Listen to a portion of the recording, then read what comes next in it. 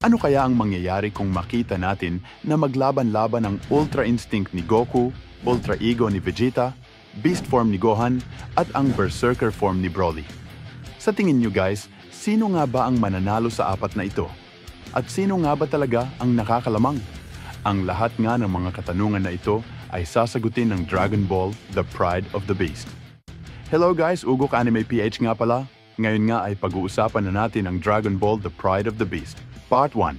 Pero bago nga tayo magsimula, ay pwede nyo bang i-hit ang like button para lagi kayong maging updated sa mga ganitong klase ng content? Salamat guys! Nagsimula nga ang unang panel sa scene kung saan ay nasa planetang Beerus nga dito sila Vegeta, Goku at Broly. Sa mga oras na ito ay nagpapalabas nga ang tatlo ng sobrang lakas na ki, habang itong si Broly naman ay kasalukuyan nanganggamit ang Berserker form nito. At sa mga oras na ito ay nakahanda na nga dito si Goku at Vegeta.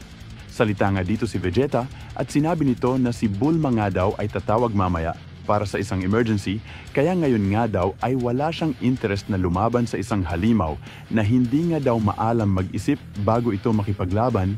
Dito nga ay bumalik na nga sa normal form itong si Vegeta at sinabi nito kay Goku na gawin na nga daw nito ang mga gusto nitong gawin. Basta bilisan lang daw nito. Dahil nga sa mga sinabi ni Vegeta ay nagtaka na nga si Goku. Dahil kilala nga daw niya itong si Vegeta bilang isang warrior na uhaw sa pakikipaglaban, pero ngayon nga daw ay parang pinapaubayan na nito sa kanya si Broly. At dito nga ay nagsimula na nga si Goku na mag-focus sa gagawin nilang sparring ni Broly. At sa moment na ito ay sobrang lakas na nga ang pinapalabas dito ni Broly, habang si Goku naman dito ay kasalukuyan nga lang pinapanood ang ginagawa ni Broly. Salita nga dito si Goku at sinabi nito kay Broly na kumalma nga lang daw ito. At sa moment na ito ay agad na ngang naghanda si Goku dito para nga umatake ng isang malakas na wave blast. Rekta nga itong tumama kay Broly na nagresulta ng pagtalsik nito. Sinundan pa nga ni Goku si Broly habang ito nga ay nasa ere pa. Ngunit si Broly naman dito ay nakahanda na nga din para mag-counter-attack sa mga gagawin pag-atake sa kanya ni Goku. Dito nga ay umatake na nga ang dalawa sa isa't isa. Pero si Goku nga ay nakapagpatama nga dito ng isang malakas na pagsuntok na rektang tumama dito kay Broly na nagresulta ng pagtalsik nito. At habang napatigil nga dito si Broly dahil sa bilis ng mga pangyayari, ay nasa likod na nga agad itong si Goku at umatake nga ito ng sobrang lakas na wave blast na rektang nga ulit na tumama dito kay Broly dahilan. Kaya nga ito ay tumalsik ulit ng malayo. At sa next panel nga ay agad naman nagpakita si Goku ng isang sportsmanship dito kay Broly at tinanong nga niya ito kung okay lang daw ba ito. Pinapakita nga dito ni Goku ang respeto niya kay Broly at sinisikap nga nilang magawa ni Broly na makontrol ang sarili niya habang gamit ang Berserker form nito. At after nga ng ilang oras ay natalo na nga ni Goku si Broly. Tapos itong si Bulma naman ay patuloy na nagre-report kay Vegeta ng updates about nga sa planetang Earth. Ang pangyayari nga na ito ay after ng Dragon Ball Superhero. At dito nga ay nalaman na nila Goku ang about nga sa Cell Max na nakalaban ni Gohan noong mga nakaraan. Salita nga dito si Goku at sinabi nito na ang Cell Max daw ba na nakalaban nito ay katulad lang ba noong dati? Sagot naman dito ni Gohan na hindi nga daw ang Cell Max na nga daw na yon ay mas pinalakas at mas malaki daw. Sagot naman dito si Goku at sinabi nito na mas malaki ba kamo? Salita nga ulit si Gohan at sinabi nito na sa laban nga daw niya sa Cell Max ay nakapagpalabas nga daw siya ng nakatago niya na lakas. Kahit nga daw ganun ay hindi pa nga din daw niya alam kung paano ulit yun magagamit.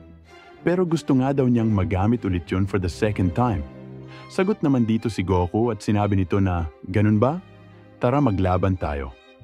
Dahil nga sa sinabi ni Goku ay nagsalita nga dito si Vegeta at sinabi nito na hindi pa din daw ba ito sumaya sa pakikipaglaban nito kay Broly. Ngayon nga daw ay siya na daw muna ang lalaban dito kay Gohan. Si Goku naman ay naiinis nga sa mga oras na ito kasi nga sinabi nga daw sa kanya ni Vegeta na tapusin niya agad na maagap ang laban niya dito kay Broly. Sagot naman dito si Vegeta at sinabi nito na sino ba ang may sabi na gawin mo lahat ng mga sinasabi ko. Dito nga ay tuloy pa din ang dalawa sa pag-uusap. Pero sinabi nga lang dito ni Vegeta na siya na nga daw ang bahala dito kay Gohan. Gusto nga daw niyang matest ang limit ng bago nitong teknik.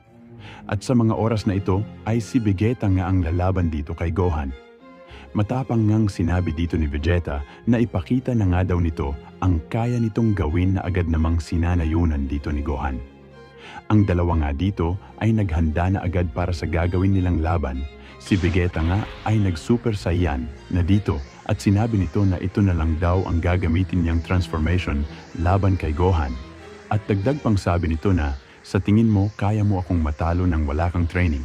Sa Super Saiyan 2 form ko ay kaya ko na ikaw na matalo. Habang si Gohan naman dito ay nagbabalak naman na gumamit ng Ultimate Gohan.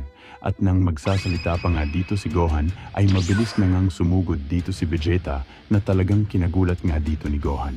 Pero nagawa naman dito ni Gohan na makadepensa sa atake na ginawa ni Vegeta.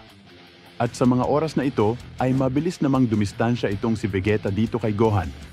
Salita nga ito at sinabi nito na nagawa nga daw ni Gohan na mapigilan ang atake niya. Sa mga oras na ito ay gusto ngang makita ni Vegeta ang transformation na sinasabi nitong si Gohan. Pero sa kasamaan palad ay hindi pa nga daw alam ni Gohan kung paano ito magamit. Dahil dito ay parang nainis nga si Vegeta at gumamit na nga ito ng Super Saiyan Blue Evolution. At dito nga ay sinabi ni Vegeta kay Gohan na ipakita nga daw nito ang transformation na yon sa kanya para naman daw hindi siya magsayang ng oras dito.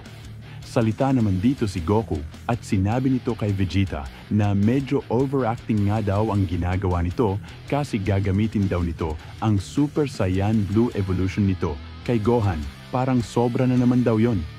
Sagot nga dito ni Vegeta at sinabi nito na gamitin na din niya ang malakas na transformation niya. Sa mga oras na ito ay sinabi nga ni Gohan na tama nga daw ang papa niya, medyo malakas nga daw talaga ang transformation na gamit ni Vegeta.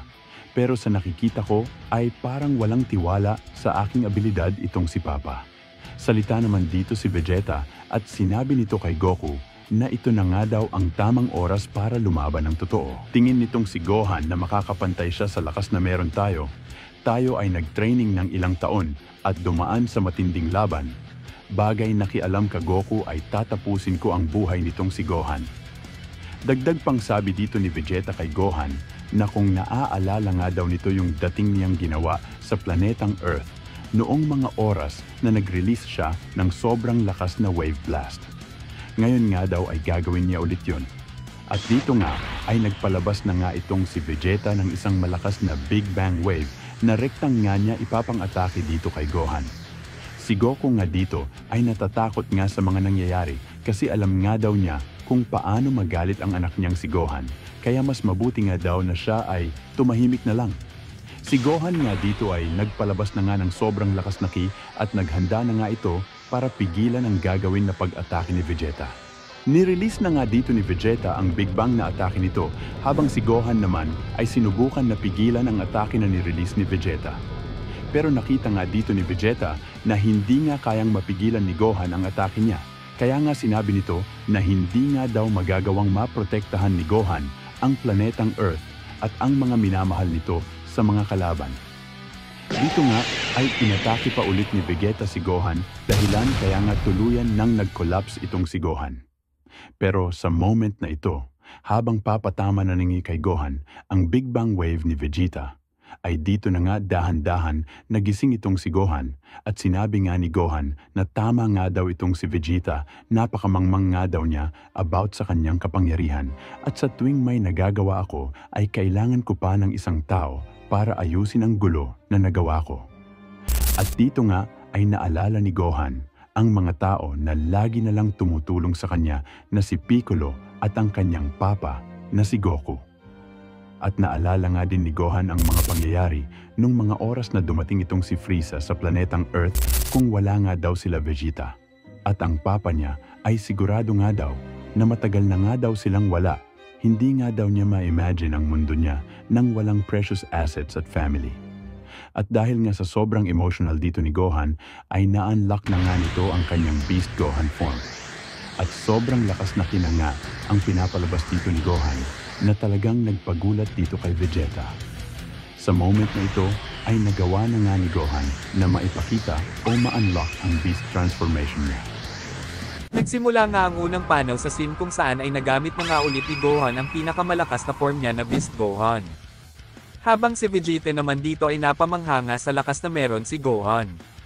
Salita nga dito si Vegeta at sinabi nga nito na paano nga daw na-unleash ni Gohan ang ganyang klase ng kapangyarihan. Habang si Goku naman dito ay nagulat nga din sa kanyang mga nakita. Salita nga ito at sinabi nito na wala nga daw siyang idea kung paano nga daw nagawa ni Gohan na ma-reach ang sobrang lakas na kapangyarihan na yan at nagawa nga nitong mabago ang lahat. At sa moment na ito ay tumingin na nga si Gohan ng masama dito kay Vegeta na talagang kinainis dito ni Vegeta. Ngunit wala pang ang ilang segundo ay sobrang bilis na pagpunta sa likod ni Vegeta ang ginawa dito ni Gohan na talagang kinagulat nito. At nagpakawala na nga ito ng isang malakas na pagsuntok na rektang tumama sa mukha ni Vegeta. Sinundan pa nga ni Gohan ang atake niya ng isang malakas na pagsuntok na rekta naman tumama sa sikmura ni Vegeta na nagresulta ng pagtalsik nito.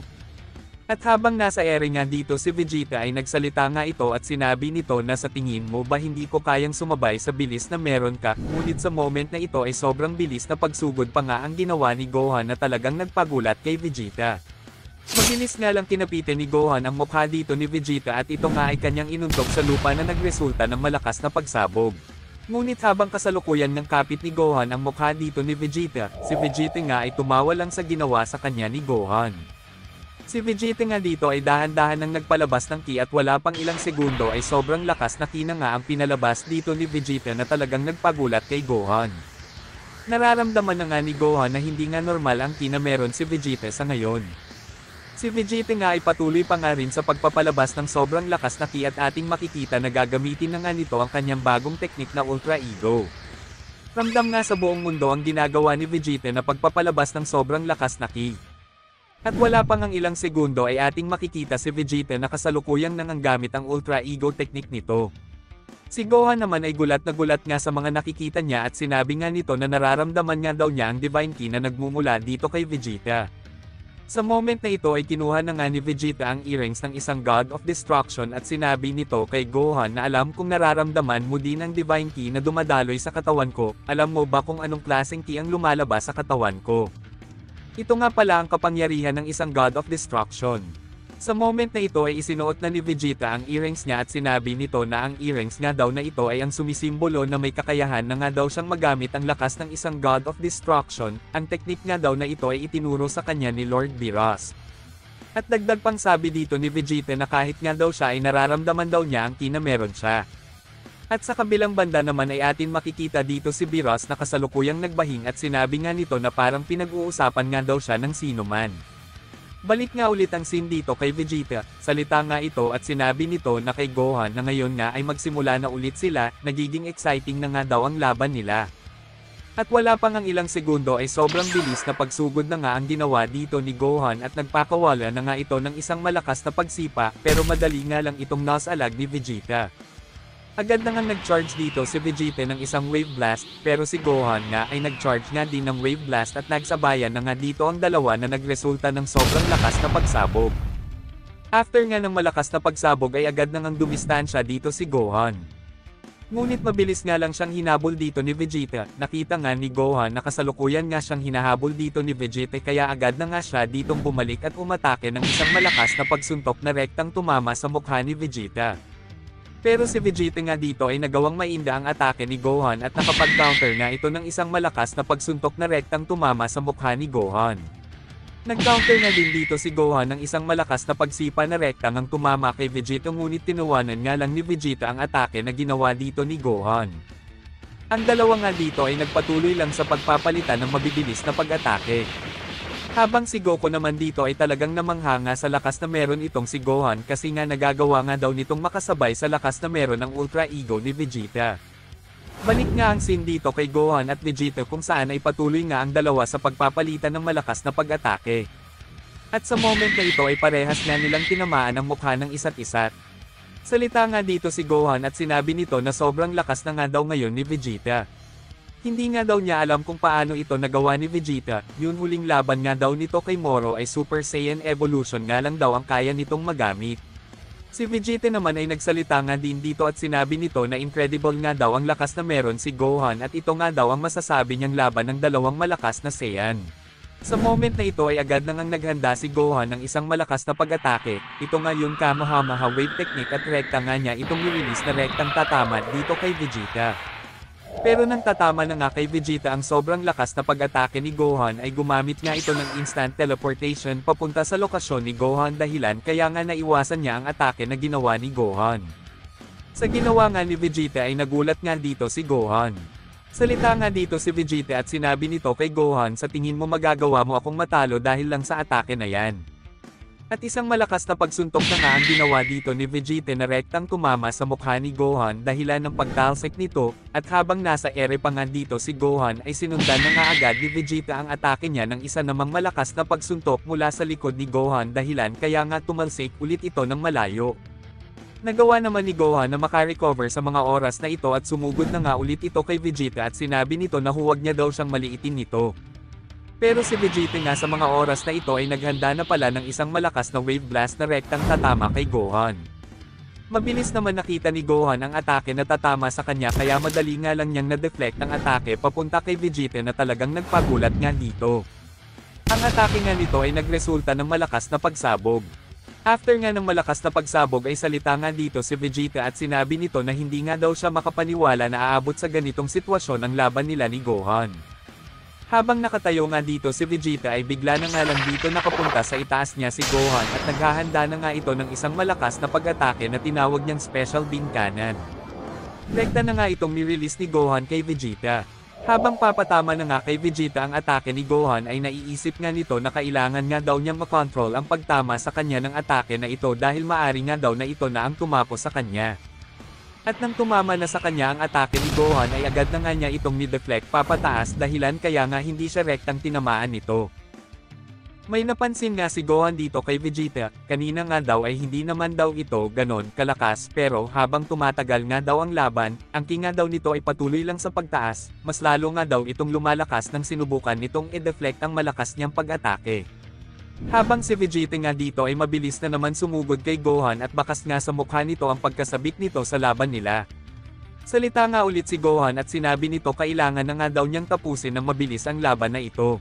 Si Vegeta nga ay umatake na nga ulit dito ng isang malakas na pagsuntok ngunit nagawa naman itong mas alag ni Gohan. Sinundan pa nga ni Vegeta ang atake niya pero sa mga oras na ito ay Hawkeye Technique na nga ang ginamit niya. Rekta nga itong tumama kay Gohan at talagang napasigaw nga si Gohan sa lakas ng atake na ginawa ni Vegeta sa kanya. Ang Hawkeye Technique nga dito ni Vegeta ay talagang bomb alot sa katawan ni Gohan na ito nga ay nagbibigay sa kanya ng sobrang tinding pinsala. Naiisip nga dito ni Gohan ang lahat ng bagay na ginawa sa kanya ng kanyang tatay na si Goku, ilang beses na nga daw siyang iniligtas ng tatay niya, ngayon daw ay kaya din daw ba niyang gawin ito. Dahil na nga sa emosyon na nararamdaman ni Gohan ay matagumpay nga nitong natanggal ang Hawkeye Technique sa kanyang katawan na talagang nagpagulat kay Vegeta. Nagsimula nga ang unang panel sa scene kung saan ay ating makikita dito si Gohan na kasalukuyan nang natanggal ang Hawkeye Technique ni Vegeta. Salita nga dito si Vegeta at sinabi nito na gusto na daw ba ni Gohan na itigil ang laban dito. Pero naniniwala ako na kaya mo pang lumaban. Parehas tayong lumalaban sa atin kasalukuyan lakas, pero ikaw ay parang sapat na para sa'yo ang lakas na meron ka ngayon, pero alam mo ba ang nararamdaman mo ngayon? Nakakaramdam ka ba ng matinding kagalakan na para bang walang puwang para sa'yo ang pagkatakot? Ang nararamdaman mo na yan ay ang dugo ng isang Saiyan, ito ay bigla na lang lumalabas sa gitna ng isang matinding laban. Dahil nga sa mga sinasabi ni Vegeta ay nagulat nga dito si Gohan. Salita nga ulit si Vegeta dito at sinabi nito na ngunit oras na nga daw para pumili si Gohan sa dalawa nitong lahi, pero kahit piliin mo ang isang lahi mo ay hindi mo pa rin talaga maiiwasan ang isa mong lahi ito ang pagkakaroon mo ng Saiyan blood. At sa moment na ito ay nagpalabas na nga si Gohan ng sobrang lakas na ki at ganun na nga rin si Vegeta. Balak na nga ulit nilang ituloy ang nasimulan nilang laban. Si Vegeta nga sa mga oras na ito ay itinudaw na ang kanyang lakas para nga tapusin na si Gohan sa madaling panahon. Salita nga dito si Vegeta at sinabi nito na tama yan ang taong nirespeto ko, ang taong lumaban ng buong lakas kay Cell. Ang gusto nga ditong sabihin ni Vegeta na tama nga lang daw na piliin ni Gohan ang Saiyan blood nito kaysa sa isa nitong lahi ito ngayon Earthlings. Sagot naman dito si Gohan at sinabi nito na salamat nga daw dito kay Vegeta. Salita nga ulit dito si Vegeta at sinabi nito na sila nga daw ay nasa gitna ng isang laban, at maglalaban nga daw sila ng buong lakas ngayon, kaya wag nga daw itong gumawa ng isang bagay na nonsense, wag nga daw itong magpasalamat sa kalaban nito. After nang masabi ni Vegeta ang mga bagay na ito ay sobrang bilis na pagsugod na nga ang ginawa dito ni Vegeta at Gohan sa isa't isa. Ang dalawa nga dito ay nagsabayan ng isang malakas na pagsuntok na talagang nagresulta ng pagkabasag ng isang dimension. Salita nga dito si Goku at sinabi nito na mas mabuti daw siguro na tumigil na ang dalawa na ito. Ngunit si Gohan at Vegeta nga ay biglang naglaho na nagpagulat dito kay Goku. Sa kabilang banda naman ay salita nga dito si Gohan at sinabi nito na anong klaseng lugar daw ito. Para nga daw itong isang alternate dimension. Habang si Vegeta naman dito ay nagsalita nga din at sinabi nito na mabuti nga daw kung ganon dahil hindi na nga daw nila kailangan pang magpigil ng kanilang mga sariling lakas. Dito nga ay sobrang daming pag-atake na nga ang ginawa ng dalawa sa isa't isa. Ngunit dito nga ay rektang tinamaan ni Vegeta si Gohan ng isang malakas na pagsuntok na rektang tumama sa mukha nito. Habang si Gohan naman ay agad nga din nakapag-counter ng isang malakas na pagsuntok na rekta naman tumama sa sikmura ni Vegeta. At nang susundan pa nga ni Gohan ang atake niya ng isang pagsipa ay nagawa naman itong maiwasan ni Vegeta, at agad na nga rin itong nakapag-counter ng isang malakas na atake na rektang tumama sa mukha ni Gohan. Ang dalawa nga ay nagsabayan ulit ng isang malakas na pag-atake, pero si Vegeta nga dito ay nakapagpatama nga ng isang malakas na pagsipa na rektang tumama kay Gohan dahilan kaya nga ito ay tumalsik ng bahagya. Agad nga din naka-recover dito si Gohan at naghanda na nga ito ng isang malakas na pag-atake, nag-charge na nga ito ng dalawang malakas na wave blast sa tig-kabilang kamay nito. Salita nga dito si Vegeta at sinabi nito na tapusin na nga daw nila ang laban sa pamamagitan ng isang malakas na pag-atake nila, at wag nga daw siyang maliitin nito, natutunan na nga daw ni Gohan kung paano gamitin ang bago nitong kapangyarihan. At si Vegeta nga dito ay naghanda na nga rin ng isang malakas na pag-atake, nag-charge na nga ito ng dalawang malakas na wave blast at wala pang ang ilang segundo ay kanya na nga itong pinag-isa at rekta na nga niya itong nirelease na rektang tatama kay Gohan. Habang si Gohan nga dito ay nirelease na nga din ng sobrang lakas na atake niya. Ang dalawa nga dito ay nagsabayan na ng sobrang lakas na pag-atake na talagang nagre-resulta ng sobrang lakas na paglindol na sumisira sa alternate dimension. At sa moment na ito ay itinudo na nga ng dalawa ang buong lakas nila sa kanilang mga atake. Sa kabilang banda naman ay napunta ang scene dito kay Goku kung saan ay nagbabalak na nga itong gumamit ng instant teleportation para nga puntahan ang lokasyon nila Gohan at Vegeta. Salita nga dito si Goku at sinabi nito na may naalala nga daw siyang kakaiba dito kay Vegeta noong nag-fused sila nito laban kay Broly. Hindi nga daw niya maramdaman ang ki nito ngayon na parang bigla na nga lang daw nawala ang dalawa. Balik nga ang scene dito kay Gohan at Vegeta kung saan kasalukuyan nang nasa delikadong sitwasyon si Gohan dahil na nga sa lakas na meron si Vegeta.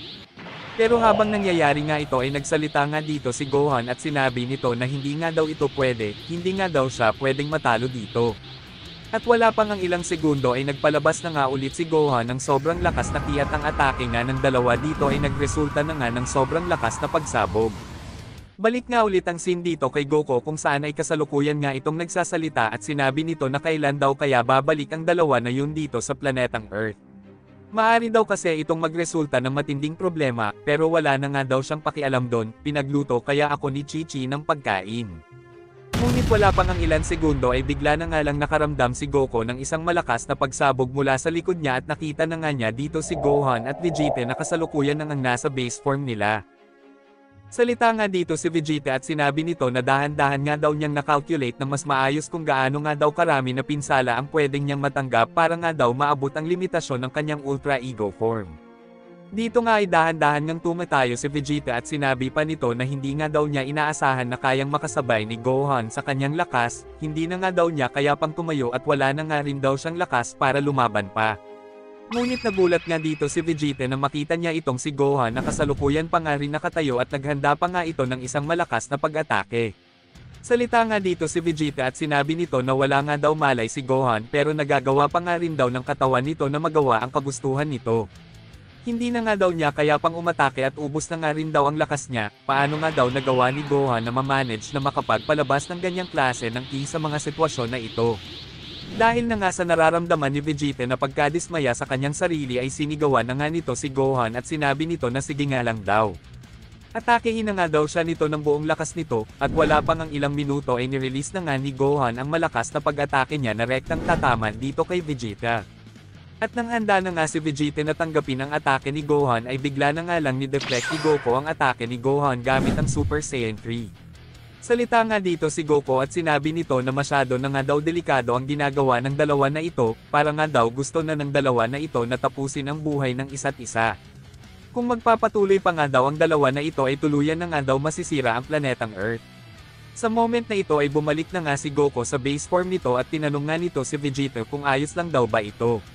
Pero bigla na nga lang tinamaan si Goku ng isang malakas na pagsuntok ni Vegeta na talagang nagpatalsik kay Goku. Galit na galit nga dito si Vegeta, salita nga ito at sinabi nito na di ba sinabihan na kita na huwag kang makikialam sa laban namin. Salita nga dito si Goku at sinabi nito na bakit nga daw siya sinuntok nito. Sagot nga dito si Vegeta at sinabi nito na hindi nga daw niya kailangan ng tulong nito, gusto nga daw niyang tanggapin ang atake na yon para nga daw malaman niya kung ano ang mangyayari sa kanya, pero dahil nangialam nga daw ito ay hindi na nga daw nila alam kung ano ang maaring maging resulta ng atake na yon sa kanya. Pero nagulat nga si Vegeta sa mga nakita nito, dahil si Gohan nga ay tuluyan ng walang malay pero ito ay kasalukuyan pa rin nakatayo, at bigla na nga lang itong natamba. Lalo nga itong kinainis ni Vegeta, salita nga dito si Goku at sinabi nito na mas mabuti nga daw na pumunta na muna sila kay Koren para nga daw makakain na ang mga ito ng Senzu Beans. Pagkalipas nga ng ilang minuto ay kumain na nga si Vegeta at Gohan ng Senzu Beans para nga ma-regain na ulit nila ang kanilang mga lakas. Napansin nga dito ni Gohan na para nga daw bad trip ngayon si Vegeta. Salita nga dito si Goku at sinabi nito na nakakamangha na nga daw itong si Gohan. Salita naman dito si Vegeta at sinabi nito na nagawa nga daw na ma-reach ni Gohan ang sobrang lakas na kapangyarihan nito, masaya nga daw siya para dito, pahalagahan nga daw ni Gohan ang mga na-achieve nito. Sagot naman dito si Gohan at sinabi nito na Papa at Vegeta, ngayon ay tuluyan ko nang nauunawaan ang lahat. Isa talaga akong ignorante sa mga crucial moments, ang isa lang talaga sa mga gusto ko ay ang protektahan ang planetang Earth at ang mga minamahal ko sa buhay. Sagot nga dito si Goku at sinabi nito na edi protektahan mo sila, gawin mong motivation ang mga yan para magpalakas ng magpalakas. Salita nga ulit dito si Vegeta at sinabi nito na meron nga daw posibleng panganib ang nag-aantay sa kanila ngayon, kaya ang mas mabuti nga daw natanggalin ni Gohan ang mga posibleng peking o maling pagprotekte sa iba. Sagot naman dito si Gohan at sinabi nito na panganib ba kamo? Sagot nga ulit si Vegeta at sinabi nito na oo, kahit ako at si Goku ay hindi ito kayang matalo sa ngayon. Salita nga dito si Goku at sinabi nito na hahanap nga daw siya ng paraan para nga daw matalo ito.